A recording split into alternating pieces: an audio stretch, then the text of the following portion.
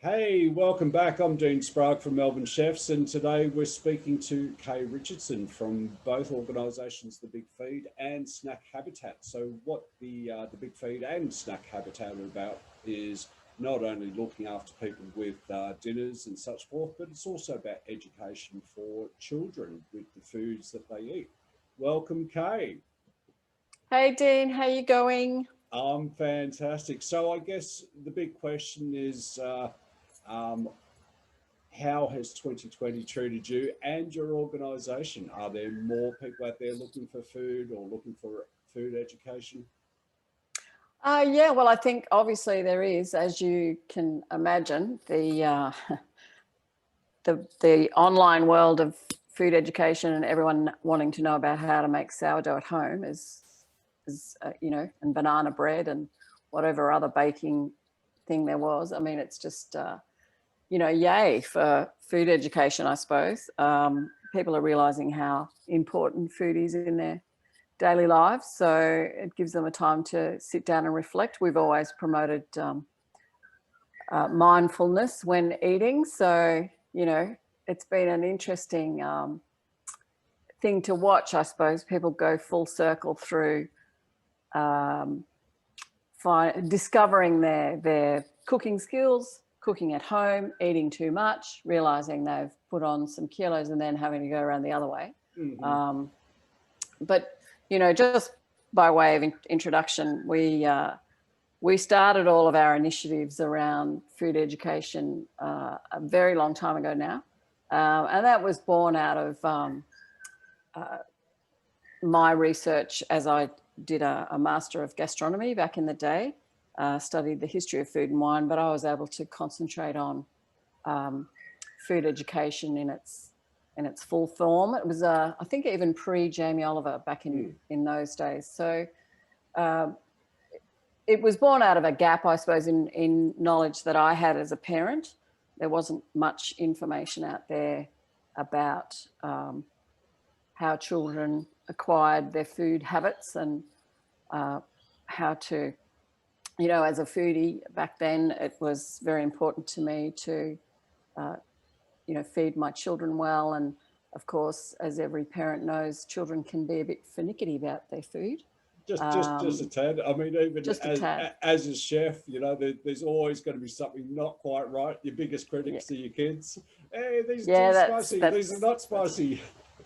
yeah, yeah. So I sort of did a deep dive into all of that stuff, and as a result, a lot of the work I've done in subsequent years has been around addressing the whole child, so and creating age and stage appropriate initiatives. And we did discover way back in the day that setting up a proper registered charity is a difficult thing. So I was lucky enough to have the backing of PricewaterhouseCoopers, as it was, which is my old employer, and we are a fully fledged health promotion charity. But what we've done is taken a brand approach. So, we're a bit like the Unilever of charities, I suppose, because we've got lots of beautiful initiatives that are long-term, that are appropriately branded. The Big Feed and Snack Habitat are one of those, or two of those. And we've got another couple in the wings. And, they basically tackle different sides of the same coin, if you like. The charity itself is now called Food Education Australia. It was formerly Children's Food Education Foundation. So we've broadened our remit a little bit, and it's really about diet-related disease prevention. And that is not just about eating well. It's about being well overall, ranging from dentistry and keeping your teeth well, and all of that. So it's really about wellness, but particularly diet-related disease and the social determinants of health that really are driven by food insecurity, you know, issues of marginalized communities, their capacity to access nutritious food. We have a great, the Big Feed, for instance, really tackles young people who are isolated in some way or at risk in some way, and we try and encompass learning about food with also learning about small business.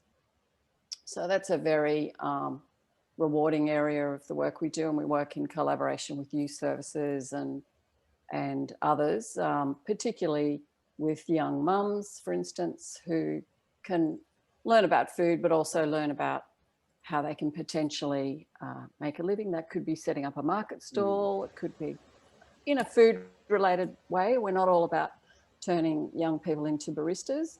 We're really looking at ways that they can interact with food across all sorts of areas. Could be food photography, could be, you know, making beautiful tableware, could be making serviettes. It's really about using food as an entry point for experimenting with what you think you might do in the future. Absolutely. Could be driving a forklift in a food factory. It's not. Could be growing a garden or going into horticulture or doing all sorts of things. And you never know where it's going to lead. But if you've got the tools and that curiosity and the self-esteem in order to get into a career or get into a job, it's that is probably the most important step. So what I was really taken with your organisation is the fact that you do not only offer that food relief and the food education, but you also work on social issues, social innovation, entrepreneurship. So you really do encompass not only your teachings, but things that people can take and move forward into, whether it's in the food industry or in other industries. So a great program that you offer. Yeah, thank you. And the important part, in fact, a critical part of what we do is actually allow the young people or the communities or wherever we're working, we allow them to lead.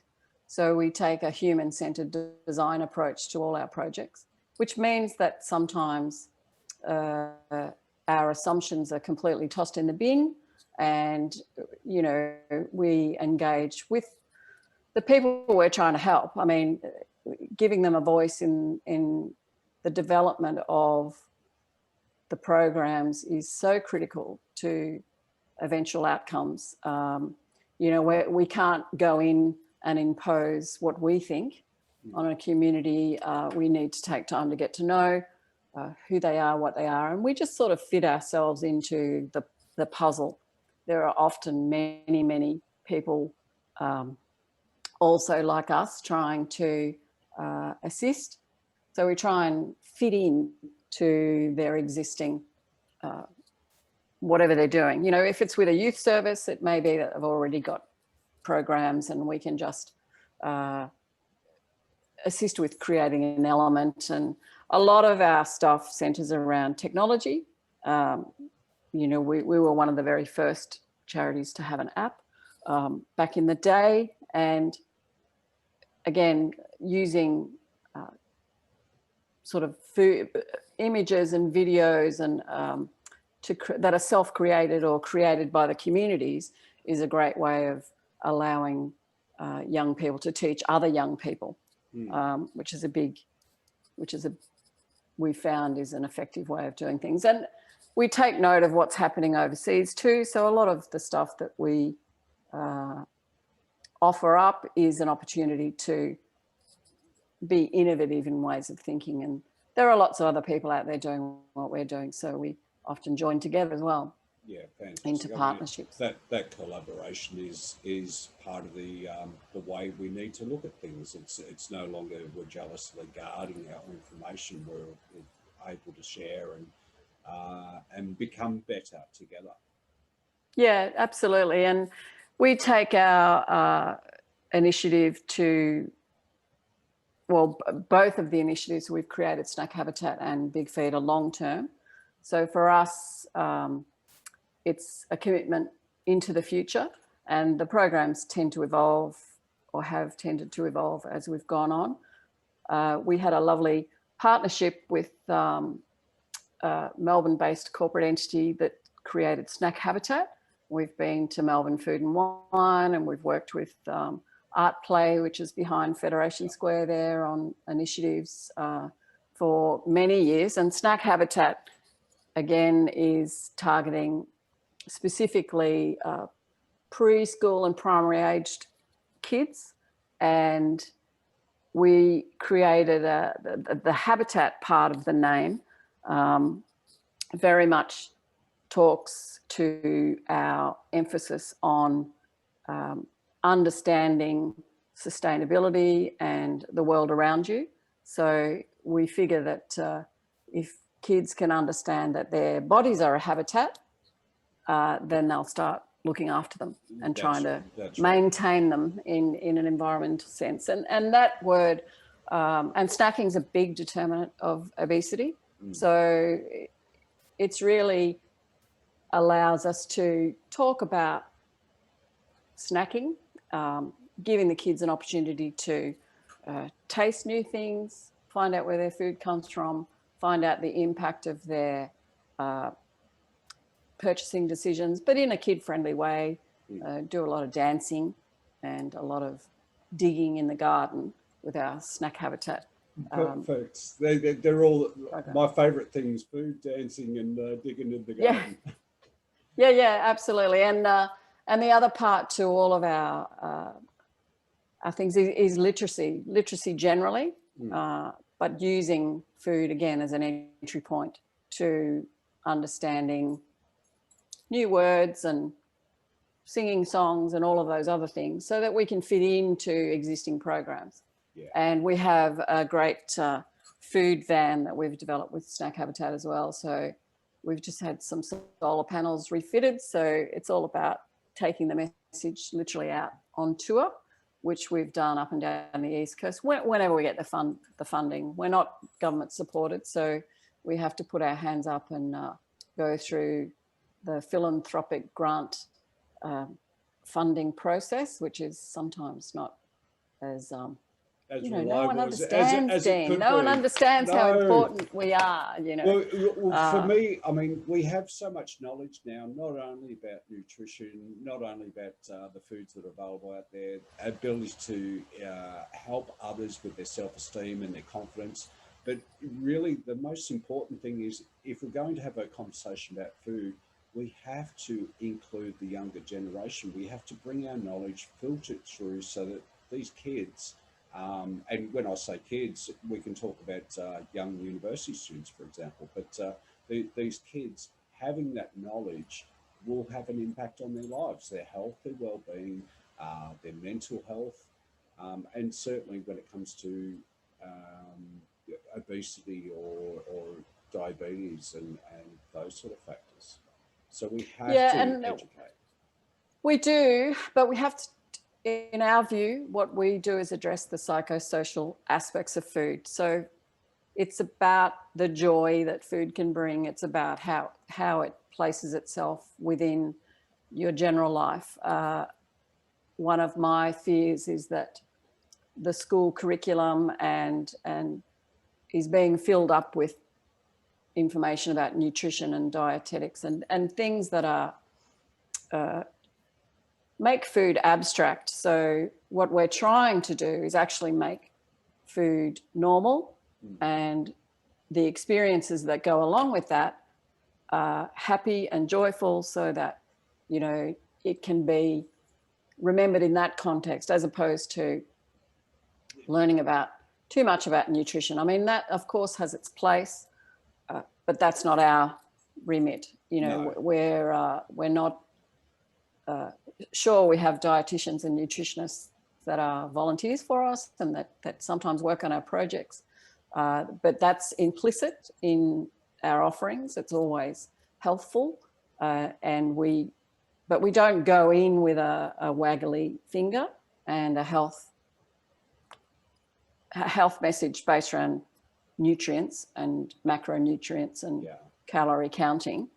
It's really more putting food in the context of living well. Yes. And understanding all of the other things, food politics, food media, food, you know, it's so ubiquitous. It's part of our lives. And until someone points out certain, you know, things like food media, for instance, you know, we don't really understand how it gets done, but that's our space. So Yeah, that's where we lay claim to. And I mean, I was even thinking while you're talking that nutrition is such a new science. It literally, we're learning as we go. There's um, the information that's out there isn't necessarily, this might be controversial, but it's not necessarily relevant to us having a daily meal. And where I see your organisation and what you and your team do is breaking that down. I mean, the simple connection between other people and other people through food is that common denominator. Yeah, it's really important to understand where it places us and how it brings community together. You know, people of Melbourne have shown that in spades, as we all have around the country, but particularly Melbourne through lockdown. The community's coming together to provide food for people who needed it. You know, it was just truly heartwarming, and to some extent, not the nutrients are not that important. It's the love that goes with it. That's, you know, the key. That's how we view our food education space. It's really trying to put some context around it.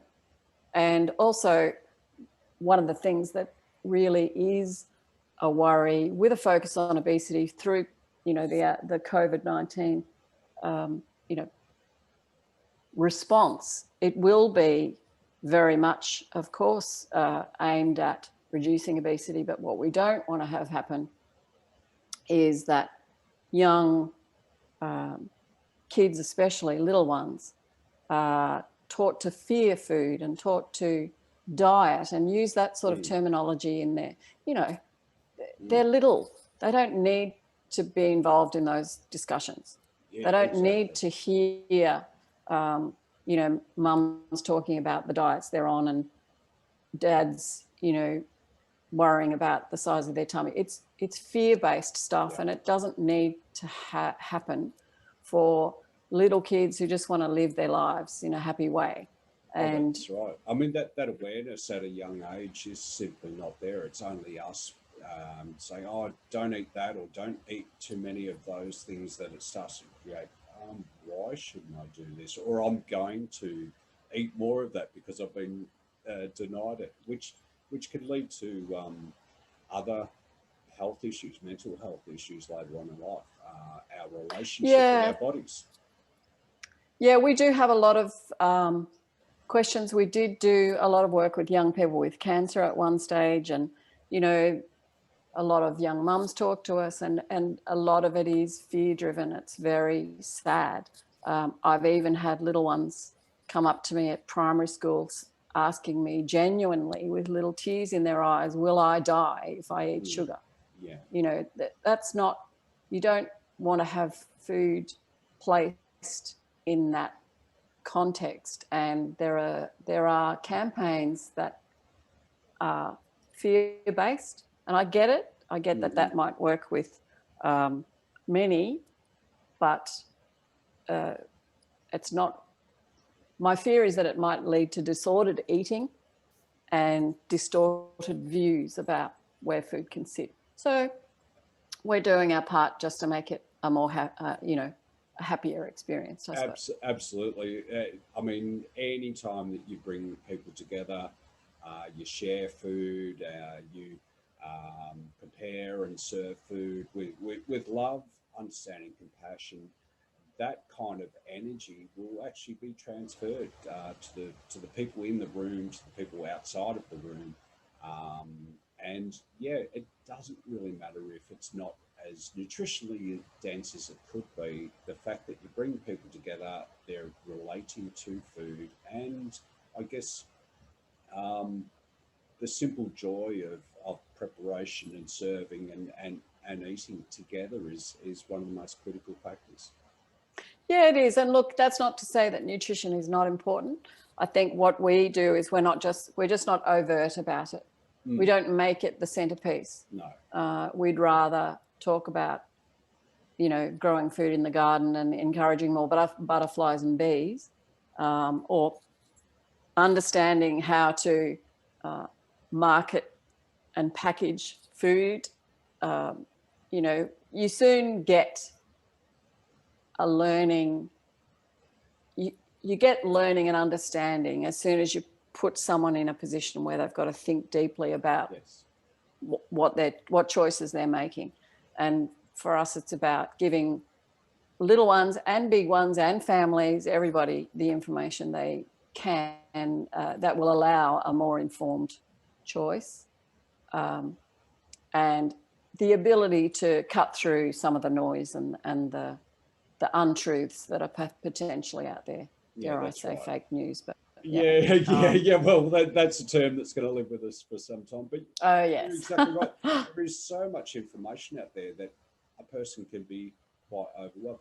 Kay, I'm curious now, if someone was actually interested in either participating in the program or being involved with the organisations, or is simply on the other side of the fence where they're actually looking to increase their food knowledge or get access to food, how do you find the participants?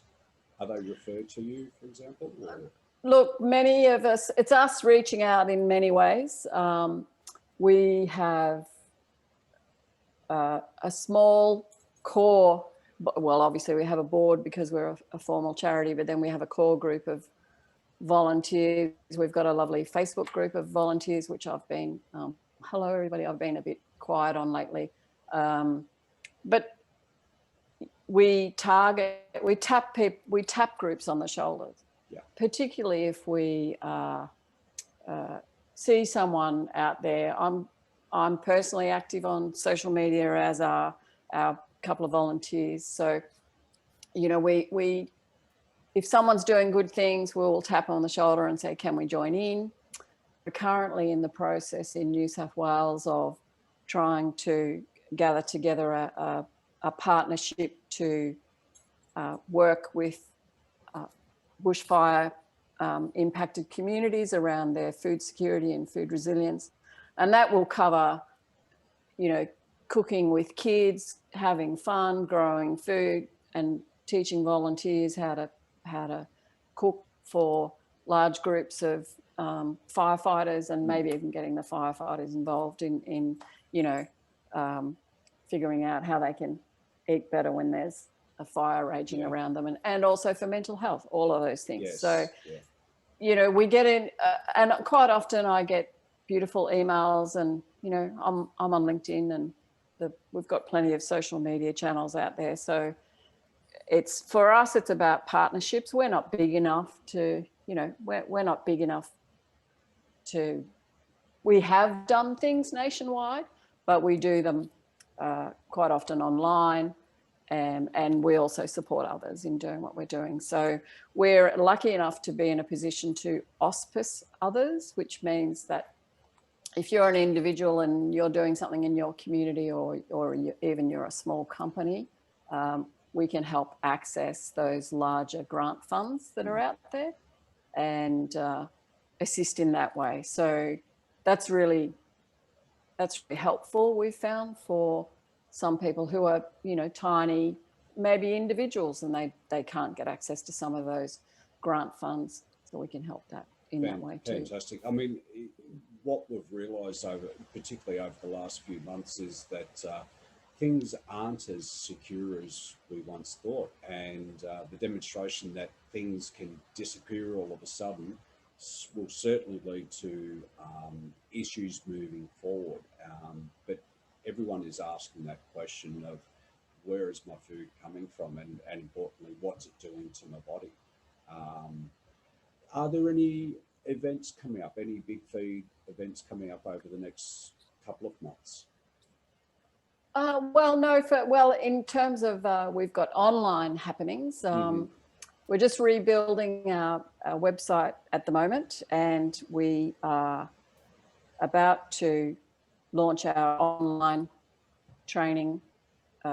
All of our content was within an iPhone app, but now we're transferring it online. So we're hopefully going to get a food, a sort of a space, if you like, in that online training, self-paced learning. And we're also going to open up we run a social enterprise as it is. So we're going to expand our social enterprise, and hopefully we've got one trainee on board. We're going to get some more. So we've got some partnerships happening there. And we basically provide services to food and health related businesses.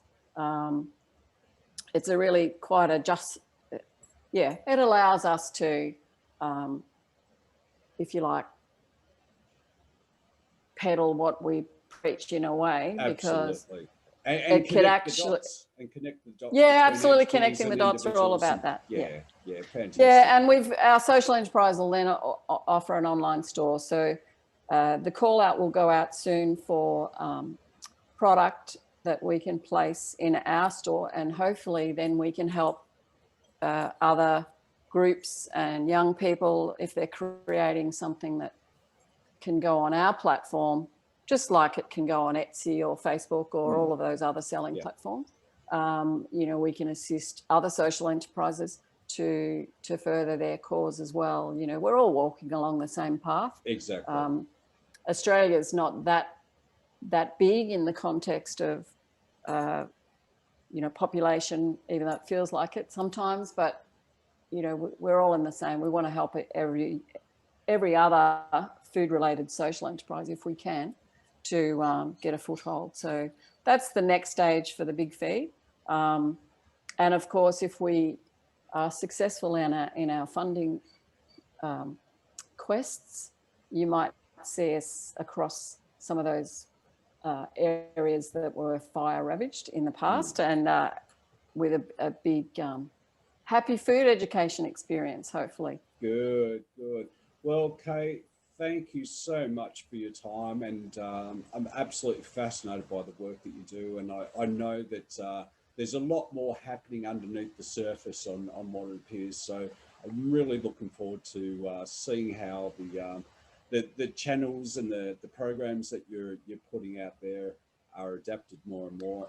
And of course, if anyone wants to find out more about what Kay Richardson, the Big Feed, and Snack Habitat are doing, and any of the food education, of course, have a look at the links below.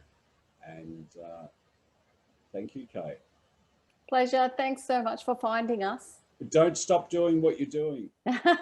And a big shout out to all those people in Melbourne who we've worked with before. There are some amazing food educator, Alice Savansky, who could not mention Alice, and the guys at Monash who are doing stuff with food, and there's some amazing initiatives happening in Melbourne. So we love everyone, and of course all those others around Australia too. So great. I'm glad you're shining a light on this, Dean. Thank you. Thank you so much. You take care of yourself, Kay, okay. and we'll see you soon. Bye.